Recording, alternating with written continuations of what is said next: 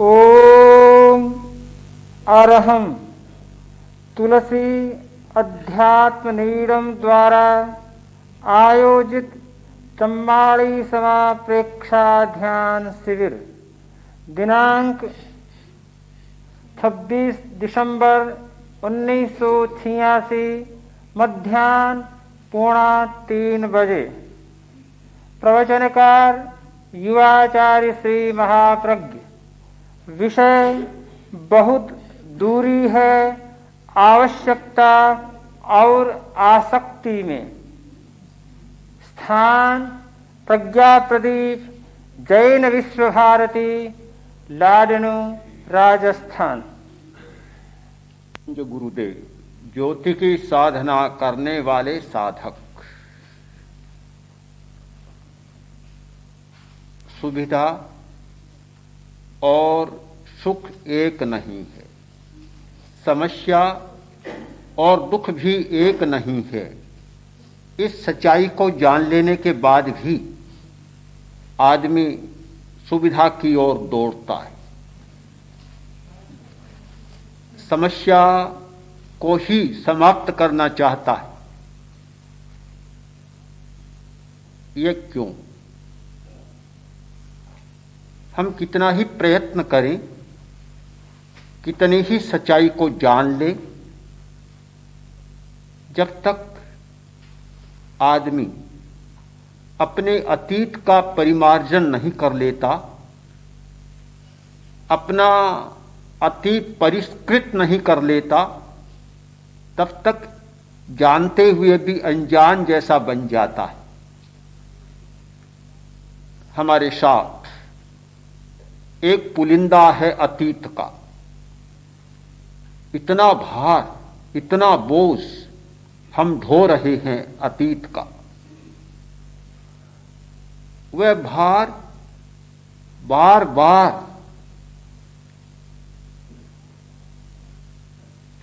दबाता है, ऊपर नहीं उठने देता, आगे नहीं बढ़ने देता। कैसे अतीत का परिमार्जन करें? इसे समझने के लिए मनुष्य को समझना जरूरी है, मनुष्य की प्रकृति को समझना जरूरी है, मनुष्य के चरित्र को समझना जरूरी है। मनुष्य अनेक चरित्र वाला होता है।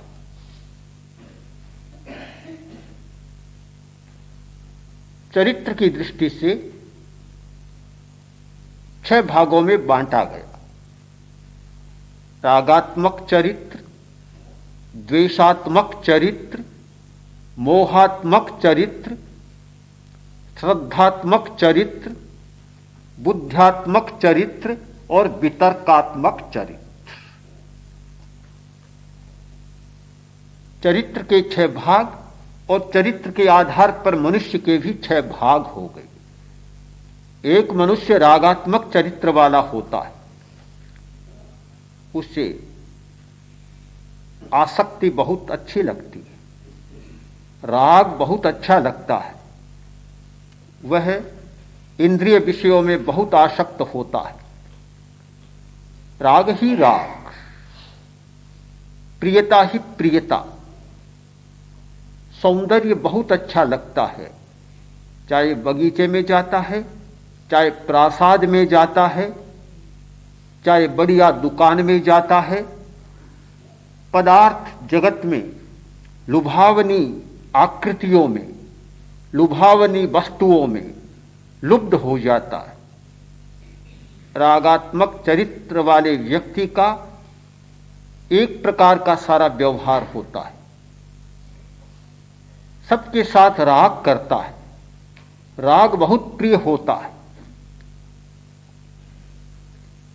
दूसरा व्यक्ति द्वेषात्मक प्रकृति का होता है, जहां जाता है वहां द्वेष ही द्वेष फैला देता है, द्वेष के कीटाणुओं को साथ लिए चलता है। ईर्ष्या, झगड़ा, कलह, लड़ाई साथ में रहते। एक गट्ठर बंधा रहता है, जब चाहे तब खोल, कोई कमी नहीं होती। ऐसे दौर्मनस्य लोग होते हैं, आधी रात को लड़ने के लिए तैयार है, लड़ाई को मोल लेने के लिए तैयार है, उधार लेने के लिए तैयार है। कुछ लोग ऐसे होते हैं, कोर्ट में केस जो लड़े जाते हैं उधार ले लेते हैं, मोल ले लेते हैं, मुकदमा खरीद लेते हैं। यही व्यवसाय और धंधा है, द्वेषात्मक प्रकृति है। यह बहुत अच्छा लगता है उन्हें। तीसरा व्यक्ति मोहात्मक प्रकृति का होता है, अकर्मण्य, आलसी, मूढ़ता, आलसी रहता है, हर बात में आलस्य, अकर्मण्यता, कुछ करना नहीं चाहता, बस बैठा रहना चाहता है। यह मानता है कि आराम ही सब कुछ है, खाना पीना मौज करना और बैठ जाना, यही उसके चरित्र का मुख्य अंग होता है। चौथा प्रकार है श्रद्धात्मक चरित्र। बहुत मान लेता है, हर बात में विश्वास कर लेता है, इतना जल्दी विश्वास करता है, कुछ भी कहो बस उसमें विश्वास हो जाता है, तत्काल मान लेता है। और कभी कभी ऐसी बात मान लेता है कि एक आदमी आया और आकर बोला कि तुम्हारी पत्नी विधवा हो गई, विधवा हो गई। तुम्हें क्या पता?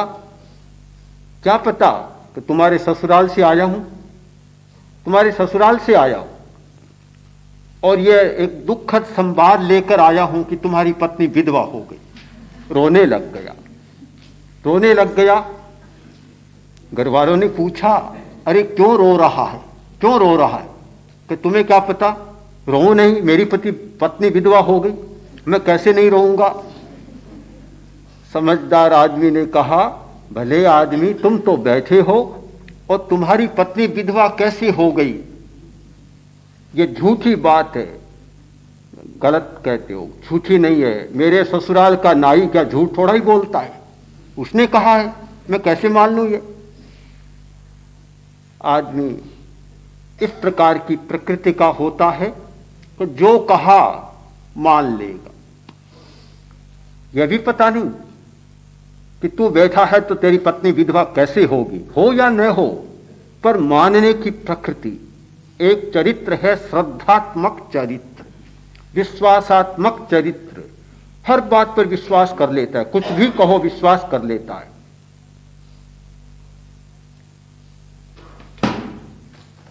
पांचवा प्रकार बुद्ध्यात्मक चरित्र। बुद्धि, ज्ञान और जिज्ञासा।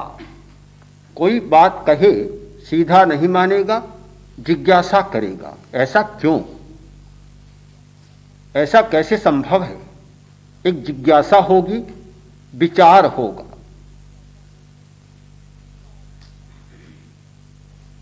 जिज्ञासा के साथ किसी बात को स्वीकार करता है और उसका चरित्र जिज्ञासात्मक होता है, ज्ञानात्मक होता है। हम देखते हैं बहुत सारे लोग जो भी नई बात आती है उसे जिज्ञासा के साथ स्वीकार करते हैं, प्रश्न पूछते हैं, ऐसा क्यों हुआ?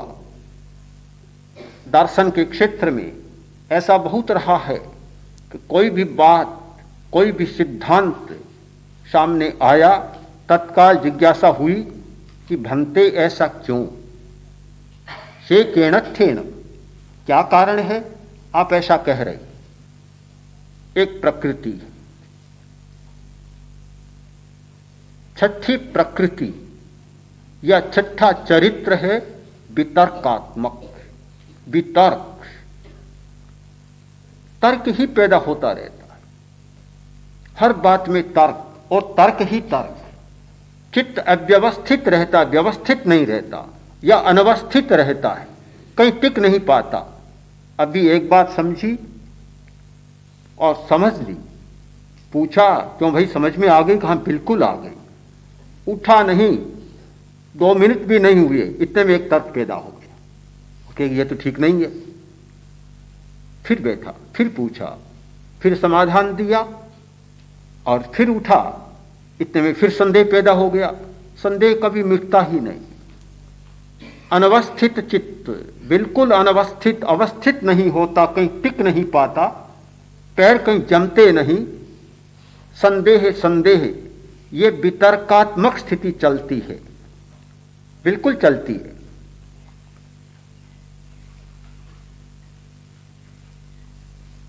एक अनवस्था है चित्त की। एक व्यक्ति आया और आकर बोला कि देखो वे दो आदमी खड़े हैं, वे मेरे बारे में बात कर रहे हैं। मैंने कहा तुम्हें कैसे पता चला? मुझे पता चल गया। मैंने कहा तुम्हें सही पता नहीं चला, तुम्हारे बारे में नहीं कर रहे हैं, कोई दूसरी बात है, मुझे पता है। ठीक है, बिल्कुल ठीक है। चला 10 पैर चला होगा, 10 कदम, फिर आया, आकर कहा कि मैं आपको सही कह रहा हूं कि ये मेरे बारे में बात कर रहे हैं। कितनी बार गया होगा, पूरा अपने स्थान तक जा नहीं पाया और लौटता है, कभी 5 पैर जाकर, कभी 10 पैर जाकर वापस आ जाता है और कहता है ये तो मेरे बारे में ही बात कर रहे हैं। अनवस्थित चित्त हो जाता है। ये वितर्कात्मक चरित्र की अवस्था है। ये 6 नहीं 600 प्रकार किए जा सकते हैं। मनुष्य की प्रकृति के उतने ही प्रकार जितने मनुष्य की आकृति के प्रकार, कोई अंतर नहीं। जितनी आकृतियां उतनी ही प्रकृतियां, उतने ही चरित्र। नाना प्रकार के लोग, ध्यान का एक प्रकार और नाना प्रकार के लोग कैसे पकड़ में आएगा? कैसे हम कहें कि वह हमारी बात मान लेगा? कैसे वह सच्चाई को स्वीकार करेगा? सुविधा और सुख एक नहीं है। 1000 बार समझा दे, आप सुन लें, एक बार मान लें, सोच भी लें, किंतु जब सामने सुविधा की स्थिति आएगी, सुख की बात को भूल जाएंगे और सुविधा की तरफ दौड़ पड़े, सुविधा को जुटाना चाहेंगे। अगर ऐसा नहीं होता, लोग सच्चाई को मानकर चलते, तो आज ये आपाधापी नहीं होती, पदार्थों को जमा करने की भीड़ नहीं मचती, ये इतने बड़े बड़े बाजार और इतना जमाव नहीं होता, सारी चीजें खुली पड़ी रहती। जिसकी आवश्यकता हो ले लो, ले लो, खाओ, उपभोग करो। न कोई दुकानदार, न कोई इतनी घनी व्यवस्था, कुछ भी आवश्यक नहीं होता। किंतु ऐसा हो नहीं पाता, ऐसा नहीं होता। क्यों नहीं होता? कि प्रकृतियां रागात्मक हैं। रागात्मक प्रकृति का व्यक्ति संग्रह करना चाहता है, चाहे जरूरत हो या न हो, कोई मतलब नहीं। बटोरना चाहता है, इकट्ठा करना चाहता है। जब रागात्मक प्रकृति नहीं थी, आदिम समाज की बात, प्रकृति रागात्मक नहीं थी, उस समय बटोरने की बात नहीं थी। कोई संग्रह नहीं करता, बटोरता नहीं। जहां का तहां पड़ा है, जिसके काम आया आ गया, उसे यौगलिक युग कहा जाता है। एक युग था, एक समाज, बनता हुआ समाज था कि बस जब इच्छा हुई गए, वृक्ष के फल को तोड़ा, खाया, भूख मिटी, फिर कोई चिंता नहीं। शाम को क्या होगा कोई चिंता नहीं, कल क्या होगा कोई चिंता नहीं, न परसों की चिंता, न भविष्य निधि की चिंता, न किसी फंड की चिंता, न प्रोविडेंट फंड की चिंता, न और किसी बात की चिंता, कोई चिंता नहीं। यह एक भिन्न प्रकार की प्रकृति थी। किंतु जब समाज बना और समाज का विकास हुआ, तो समाज के विकास के साथ चिंतन का विकास हुआ और चिंतन के विकास के साथ रागात्मक प्रकृति का भी विकास हुआ। राग बहुत बढ़ा। राग बढ़ा इसका मतलब संग्रह करने की भावना बहुत बढ़ी। इतना बटोर लेना चाहता है, इतना अपने पास कर लेना चाहता है कि जितना किया जा सके, कोई सीमा नहीं। संग्रह की सारी समस्या यह रागात्मक प्रकृति की समस्या है, रागात्मक चरित्र की समस्या है। अन्यथा अनावश्यक संग्रह कोई करता नहीं। किस लिए करता? किंतु राग बैठा है तो संग्रह करना होगा। राग प्लस संग्रह एक ही बात है। इस स्थिति में मैं कैसे कल्पना करूं, आप भी कैसे कल्पना करें कि सुविधा और सुख की सच्चाई हमारे बहुत काम की होगी। मुझे लगता है बहुत कठिन बात है। सुविधा को बटोरना, सुविधा को पाना, ऐसा हमारा रागात्मक अनुभव बन गया कि 1000 बार सुख को जान लेने पर भी, 1000 बार दुख की परिभाषा जान लेने पर भी सुविधा का मोह छोड़ा नहीं जा सकता और उसे ठुकराया नहीं जा सकता। क्या इस समस्या से निपटने का हमारे पास कोई उपाय है? क्या रागात्मक प्रकृति को बदला जा सकता है? क्या संग्रह की समस्या का कोई समाधान किया जा सकता है? क्या संग्रह के कारण उत्पन्न विषमता और उससे उत्पन्न तनाव, प्रतिक्रियात्मक हिंसा को कम किया जा सकता है? ये आज के संदर्भ में बहुत महत्वपूर्ण प्रश्न है।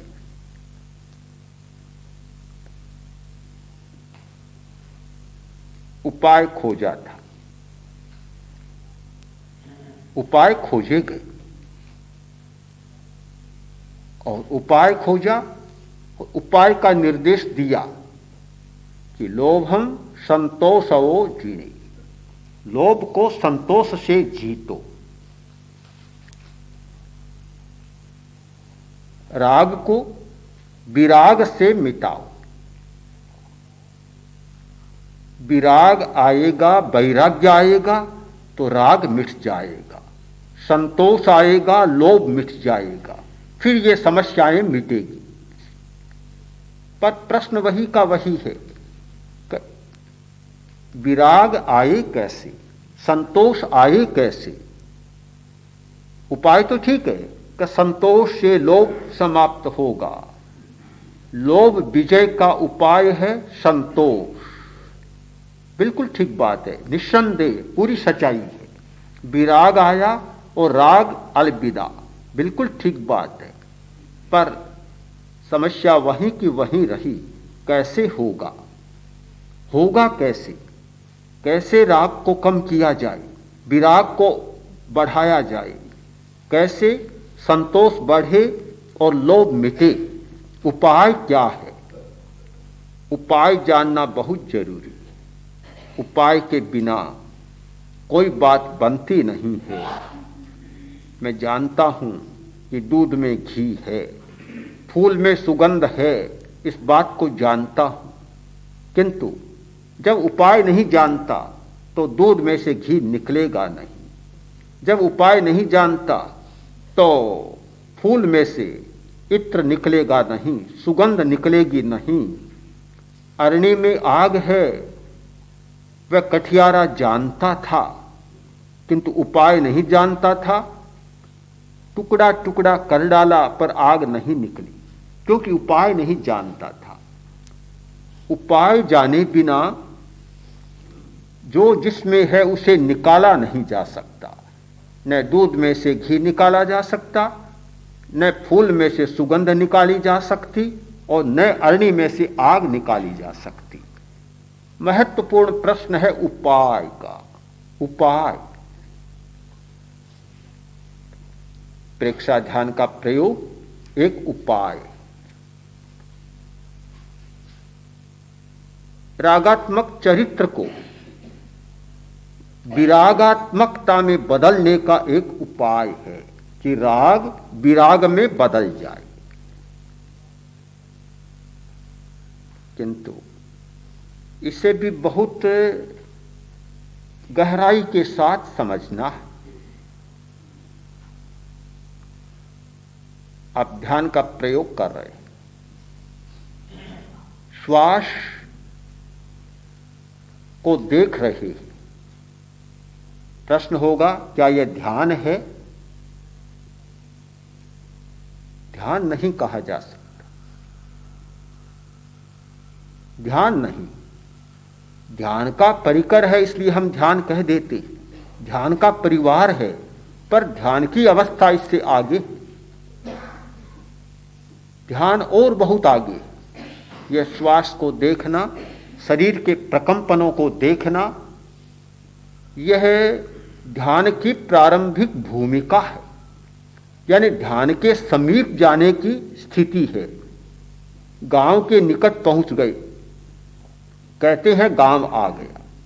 जब हम पद यात्रा करते हैं और गांव के निकट पहुंच जाते हैं, चलते चलते 15-20 किलोमीटर, और सामने गांव आया, गांव की सीमा में घुसे और कह देते हैं लो अब गांव आ गया।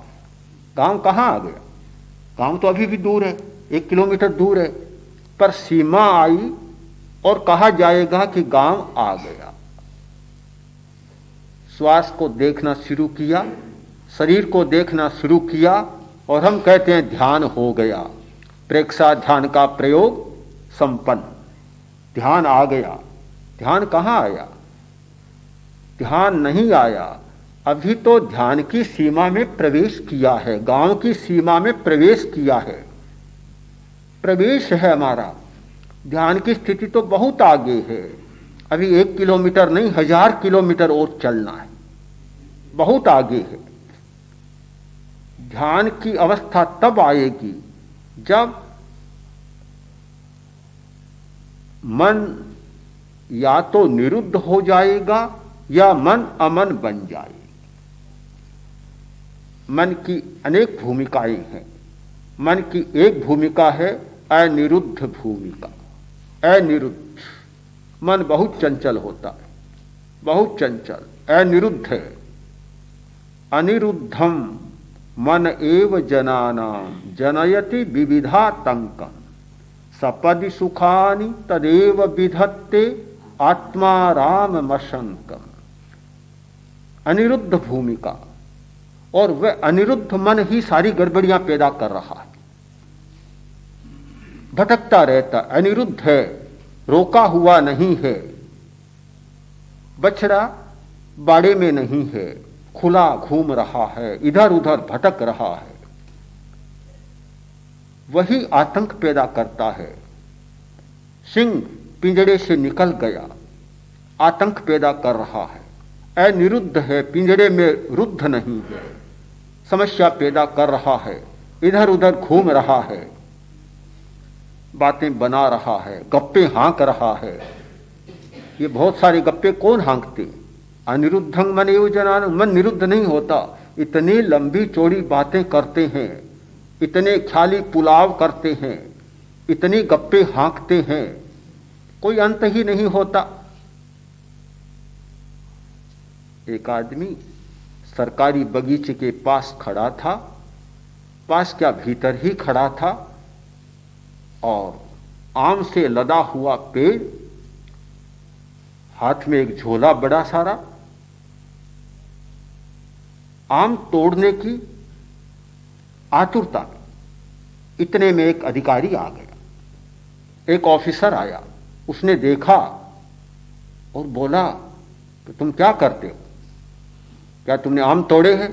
कहाँ तोड़े हैं? कितने? के 20 आम तोड़े। झोले को छिपा लिया। उसने कहा आप शायद नहीं जानते, मैं इस बाग का अधिकारी हूं, और तुमने आम तोड़े हैं तुम्हें जेल में बिठा दूंगा, दंड भुगतना होगा।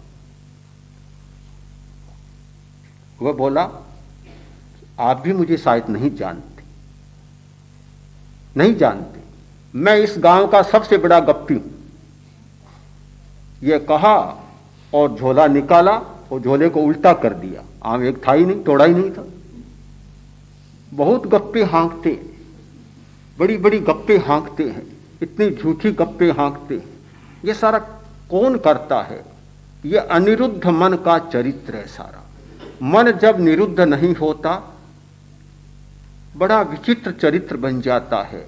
झूठ बोलना, गप्पे हाँकना, इधर उधर लड़ाना भिड़ाना, इधर उधर चुगली खाना, उल्टी सुल्टी बातें करना, ये सारा चरित्र किसका है? अनिरुद्ध मन का चरित्र है। कि मन जिसका निरुद्ध नहीं है, मन चाहे मुट्ठी में नहीं है, बस में नहीं है, हाथ में नहीं है, किसी भी भाषा का प्रयोग करें, यह सारा चरित्र है अनिरुद्ध मन का। बेलगाम घोड़ा, जहां चाहे वहां जा सकता है। हमारे मन की एक अवस्था,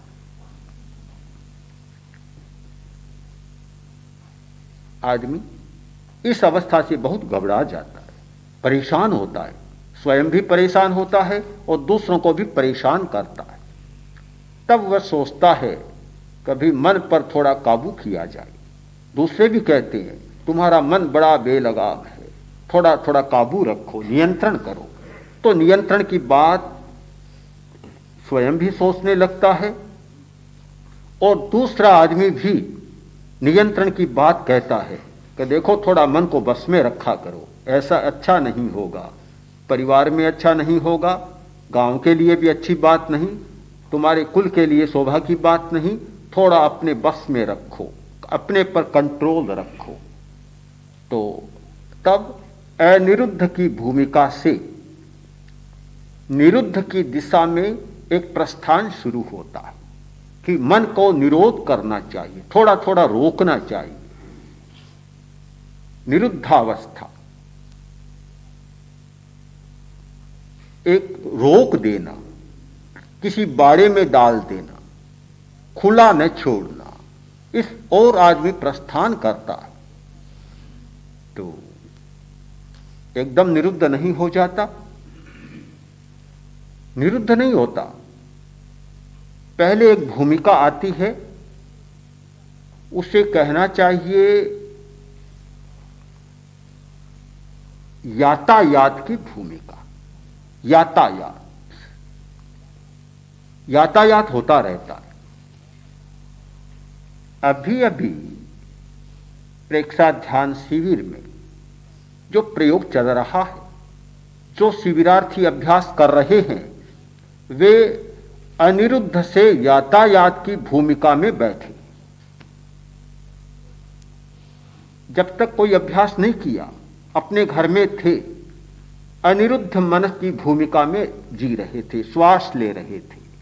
शिविर में आए, मन में भावना जागी कि मन को एकाग्र करना चाहिए, बस में करना चाहिए, चंचलता को कम करना चाहिए।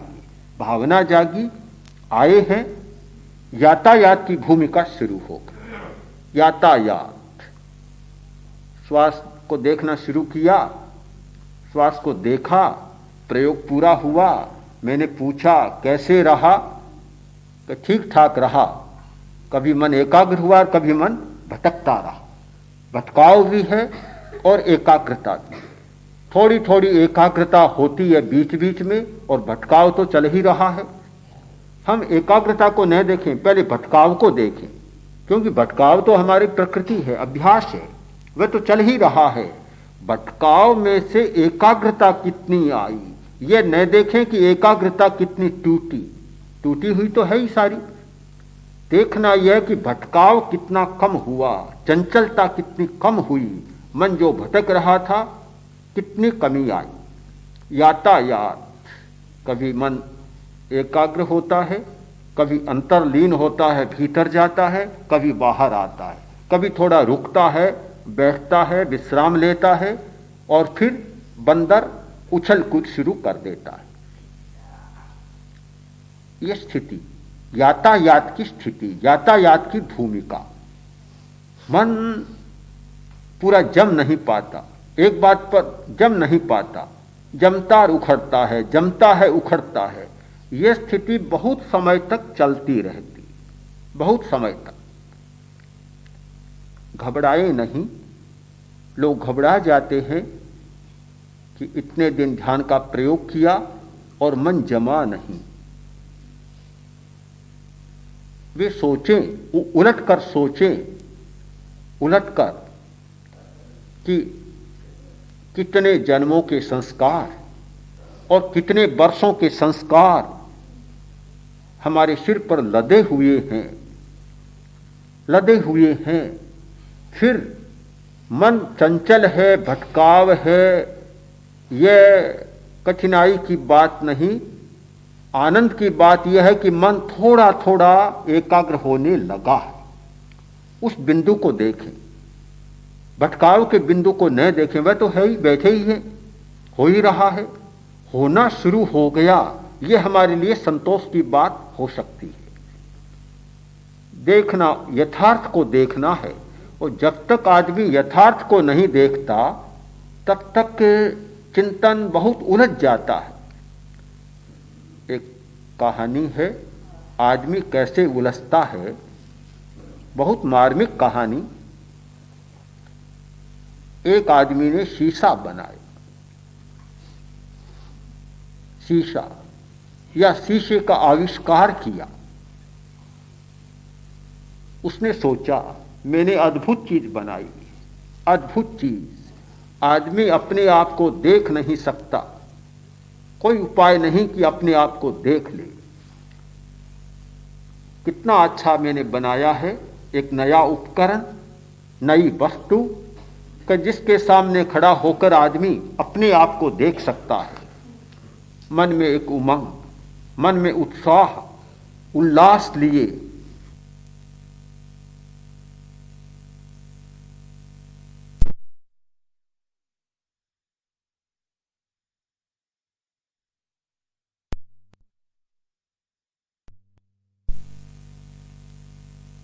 एक बड़ी भावना लेकर राजा के पास पहुंचा, सभा में गया। सभा में बहुत सारे लोग बैठे थे। उसने जाकर और कहा, महाराज एक नई चीज आपकी भेंट लाया। बोलो क्या है भाई?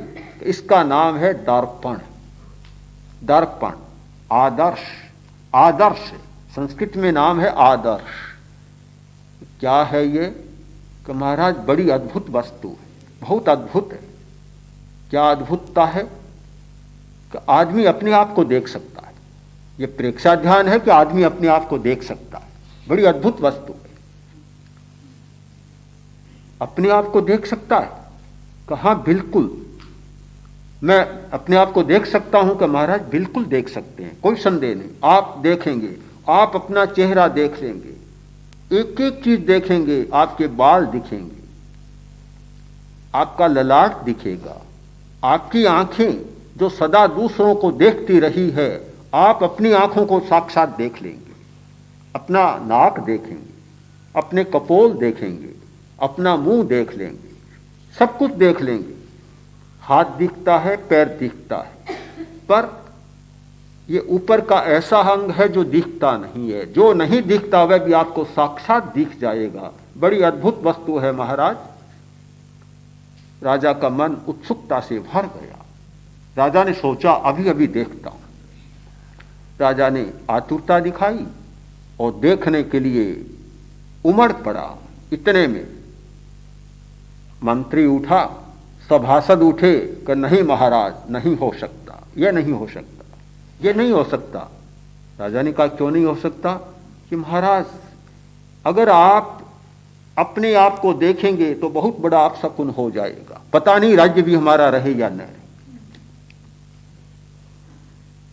राजा ने कहा ऐसा क्यों? कि नहीं महाराज हमें अनुभव, हम जानते हैं, हमने ऐसा सुना है कि जो आदमी अपनी छाया देखता है, अपना प्रतिबिंब देखता है, उसके लिए अपशकुन होता है।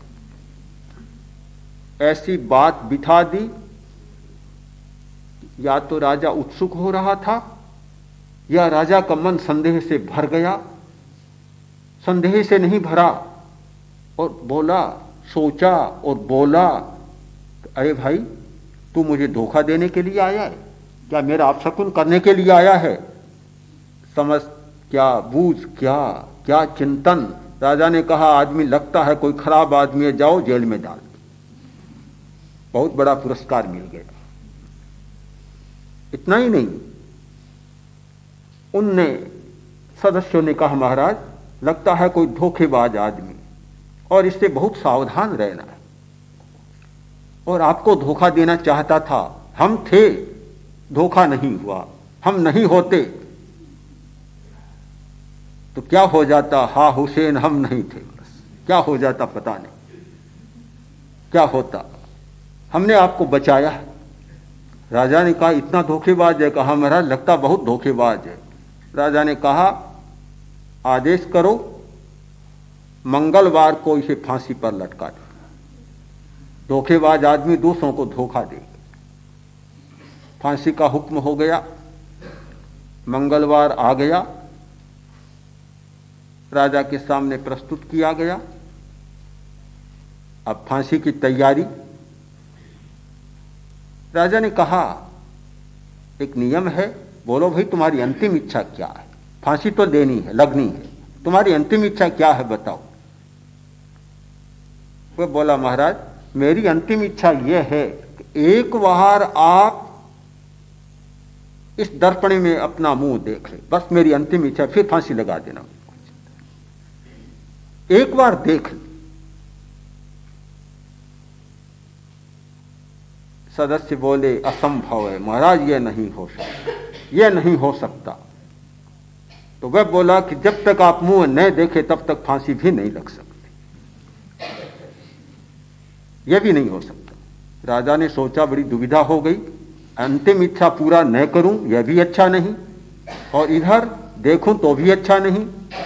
तो कहा, चलो कोई बात नहीं, आज फांसी नहीं, फांसी से मुक्त करो और जेल में डाल दो, इसको कारावास में डाल दो। शीशे को ले लिया। बात फैलते फैलते महारानी के पास पहुंची।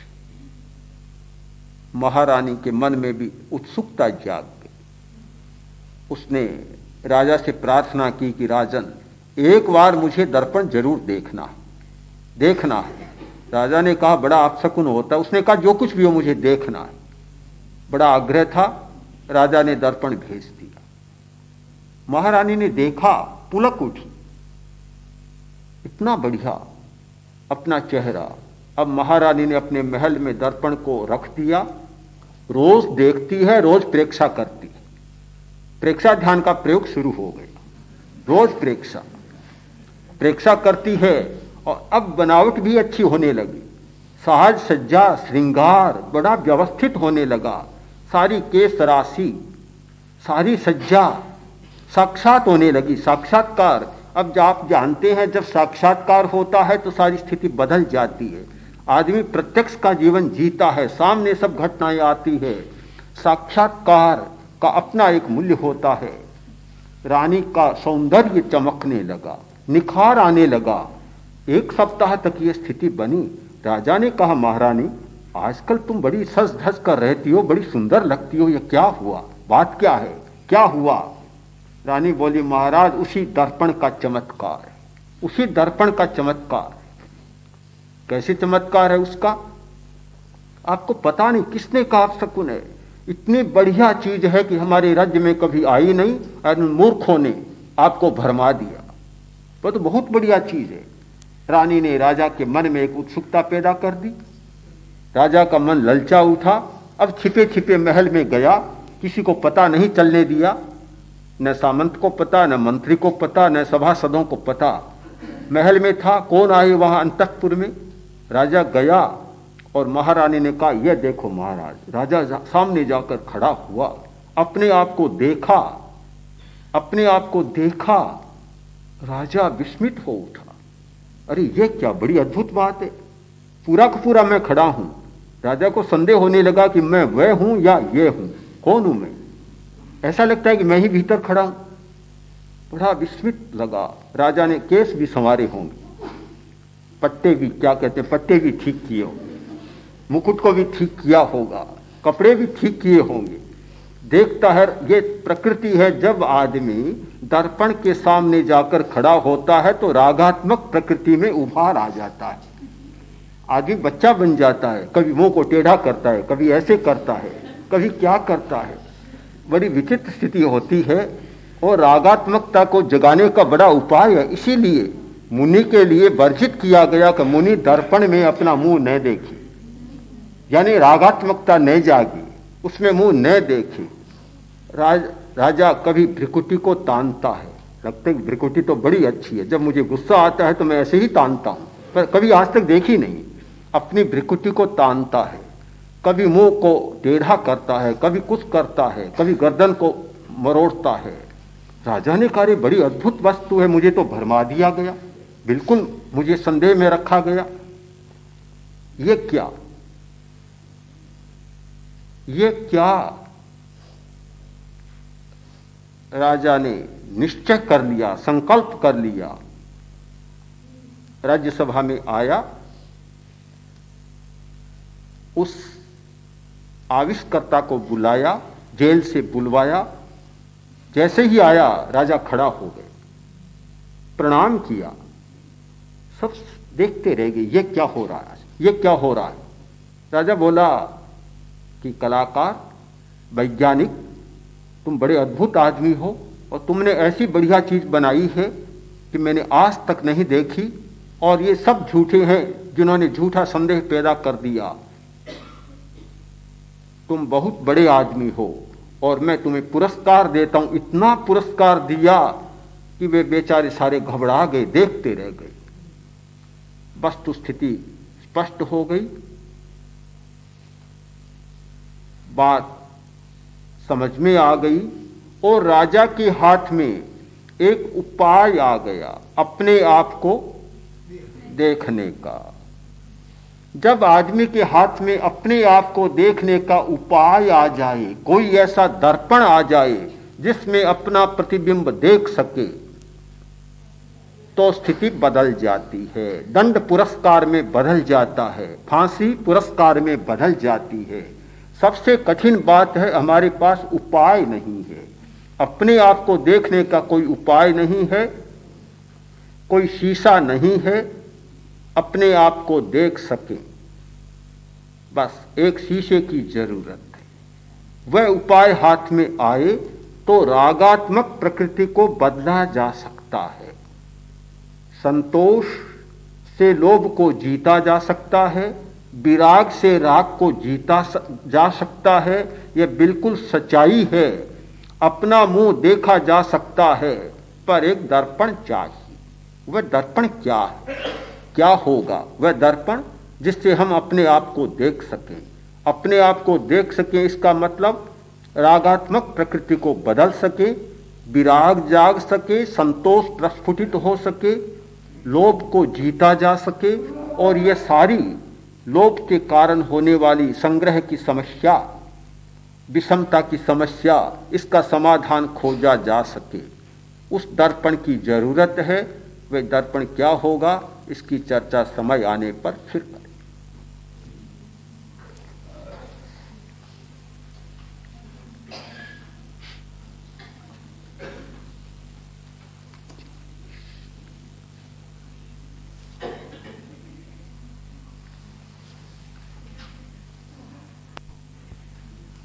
प्रश्न है कि रागात्मक प्रकृति को बदलने के जो उपाय सुझाए गए हैं, और कितना बदलेगा न बदलेगा तो समस्या वहीं की वहीं रहेगी। समस्या सुलझ जाएगी तो आदमी भी सुलझ जाएगा, समाप्त हो जाएगा। समस्या सुलझेगी नहीं। समस्या को सुलझाने का उपाय चलेगा, प्रयत्न चलेगा, पुरुषार्थ चलेगा। आज तक की जितनी प्रणालियां हैं, प्रत्येक प्रणाली की मीमांसा करें कि कोई भी प्रणाली समस्या को सुलझा नहीं सकती, समस्या का उपशमन कर सकती। मात्रा घटा सकती है। बस मात्रा को घटा देना ही एक परम उपाय और परम सफलता।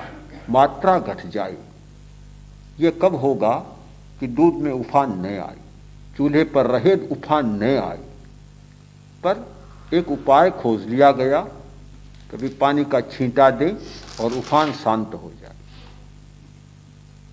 क्रोध, लोभ, ये जो समस्या पैदा करने वाले हैं, वे समाज से उठ जाए, ये कब संभव है? व्यक्ति की बात छोड़ देता हूं, कोई व्यक्ति वीतराग बन गया, किंतु जहां समाज का प्रश्न है वहां संभव नहीं। पर इतना है कि उफान ज्यादा न हो, बस शांत होता रहे। ये इतनी प्रणालियां चली, साम्यवाद भी आ गया, समाजवाद भी आ गया। क्या समस्या सुलझ गई? समस्या नहीं सुलझी है, आज भी उलझी हुई समस्याएं हैं और वे स्वयं उलझन का अनुभव कर रहे हैं। आदमी वैसा का वैसा है, पर हर आदमी एक उपाय खोजता है और इसलिए खोजता है कि समस्या को बार बार नियंत्रित किया जा सके, अनियंत्रित समस्या न हो। इतनी बीमारियां, इतनी दवाइयां, क्या बीमारियां समाप्त हो गई? बीमारियां समाप्त नहीं होती। नई नई बीमारियां, जिसका नाम नहीं सुना, एड्स का कभी नाम सुना था क्या? आज नई बीमारी आ गई। अब कहते हैं कैंसर से भी अधिक भयंकर बीमारी है एड्स। नई नई बीमारियां आ रही हैं, एक मिटती है दूसरी आ जाती है। तो फिर भी क्या हम ये मान लें कि कोई दवा न खोजी जाए, उपाय न खोजा जाए? आदमी का काम है उपाय खोजना, उपाय को काम में लाना, और सबसे बड़ा काम है कि नियंत्रण से परे स्थिति को न होने देना, कि स्थिति हमारे नियंत्रण में रहे। पुलिस और फौज, पुलिस यही चाहती है। कभी गांव में झगड़ा है, चलता है, कोई बात नहीं, पर स्थिति नियंत्रण से, यानी बेकाबू न हो, काबू से बाहर न हो। आप समाचार पत्र में पढ़ते होंगे, बहुत बार आता है कि कर्फ्यू लगा दिया गया और स्थिति पूर्ण नियंत्रण में। बस स्थिति पूर्ण नियंत्रण में है, बस इतना हो जाए तो भी मैं समझता हूं काफी। प्रश्न है कि यौगलिक युग में आरंभ और हिंसा अल्प, ये परिग्रह अल्प था, इसलिए ये समस्याएं नहीं थी। क्या ऐसा नहीं हो सकता? ऐसी व्यवस्था नहीं हो सकती? होनी तो चाहिए। और विकेंद्रित अर्थव्यवस्था का अर्थ यही है। यानी विकेंद्रित अर्थव्यवस्था का मतलब है अल्प आरंभ और अल्प हिंसा, अल्प परिग्रह। यह विकेंद्रित अर्थव्यवस्था है। विकेंद्रित व्यवस्था बहुत अच्छी है, पर जब तक यह लोभ बैठा है, सत्ता का अधिनायकवाद है, जब तक ये पूंजीपति है, जब तक अधिकारी है, अधिकार को हड़ पे बैठा है, तब तक यह विकेंद्रित वाली बात समझ में नहीं आ रही है। यानी एक शब्द में कहूं तो सारी आज की चर्चा का सार यह है कि जब तक रागात्मक प्रकृति उभार पर है, तब तक ये व्यवस्था ऐसी हो नहीं सकती। कैसे विराग आए, सबको खोजना है। मैंने एक बार लिखा था, अभी अभी वह लेख आया भी है तीर्थंकर में, कि मैं इस बात की खोज में हूं। उदयपुर की सभा में मैंने कहा था कि मैं खोज रहा हूं कि कौन सा केंद्र, चैतन्य केंद्र है, जहां ध्यान करने से यह लोभ की प्रवृत्ति या रागात्मक प्रवृत्ति कम हो। जैसे हमने खोजा कि एक ऐसा चैतन्य केंद्र है जहां ध्यान करने से नशाखोरी की आदत कम हो जाती है, तंबाकू की, शराब की, नशे की आदत बदल जाती है, एक रासायनिक परिवर्तन होता है। एक बिंदु हमने खोजा, क्रोध कम होने का बिंदु भी खोजा, किंतु अब इस खोज में है कि लोभ का बिंदु कौन सा है जहां ध्यान करने से आदमी की लोभ की वृत्ति कम हो जाए। अभी भी खोज चालू है, खोज रहे हैं, कुछ बातें मिली है। और अगर यह कोई मिले, रागात्मक प्रवृत्ति कम हो, संग्रह की भावना, तो समस्या उन्मूलित हो जाएगी, ऐसा मैं नहीं सोचता, किंतु समस्या पर हमारा नियंत्रण हो जाएगा बस। ठीक है, एक उपाय खोजा गया और एक उफान को कम किया, तूफान को कम किया। यह मान ली समाज में एक तूफान था कि गरीबी की चरम सीमा को बिंदु को लेकर बड़ी हिंसा हो रही थी। उस तूफान को कम करने का एक उपाय है, एक व्यवस्था, कभी हर किसी को रोटी और कपड़ा मिले, वह भी एक उपाय है। तो ऐसे उपाय तो खोजने होंगे और उन उपायों में एक सामाजिक उपाय भी होता है और हम जो अभी चर्चा कर रहे हैं वह आंतरिक उपाय की कर रहे हैं। कभी अंतर में भी ऐसा उपाय है जो इस व्यवस्था में सहयोगी बन सकता है। और प्रश्न है कि वर्तमान और भविष्य का परिमार्जन किया जा सकता है, अतीत का परिमार्जन कैसे किया जा सकता है? वर्तमान का परिमार्जन किया जा सकता, ठीक है। भविष्य का तो परिमार्जन करेंगे क्या, वह तो आएगा तब की बात है। परिमार्जन तो अतीत का ही होगा मुख्यतः। अतीत में जो कूड़ा करकट जम गया, झाड़ू लगाते हैं तो झाड़ू कल के लिए लगाते हैं, बीते कल के लिए लगाते हैं। किस लिए लगाए जाते हैं कि बीते कल में जो कचरा इकट्ठा हो गया, सुबह सुबह उठा और झाड़ू लगाकर सफाई करते। हाँ, तो पूरा इतिहास, मार्क्स ने जो दर्शन दिया वह इतिहास का अध्ययन है। इतिहास के अध्ययन के आधार पर दिया कि किस प्रकार इतिहास में क्या क्या घटनाएं घटी, किस प्रकार वर्ग भेद पनपा है, किस प्रकार क्या हुआ। तो एक प्रकार से मार्क्स के दर्शन को ऐतिहासिक अध्ययन कहा जा सकता है और इसी आधार पर उसने सारे दर्शन की कल्पना की। हम भी देख सकते हैं इतिहास के आधार पर कि किस प्रकार व्यक्ति ने अतीत में भूलें की है, किस प्रकार ये सारे काम किए हैं, उनका कैसे परिष्कार और परिमार्जन किया जाए। तो पूरा धर्म क्या है? धर्म की सारी अवधारणा अतीत के परिष्कार की अवधारणा, एक प्रकार से कि जो कर्मों का इकट्ठा बाहर किया है, संग्रह किया है, उन संस्कारों को कैसे मिटाएं। यह निर्जरा का सिद्धांत पूरा अतीत के परिष्कार का सिद्धांत है।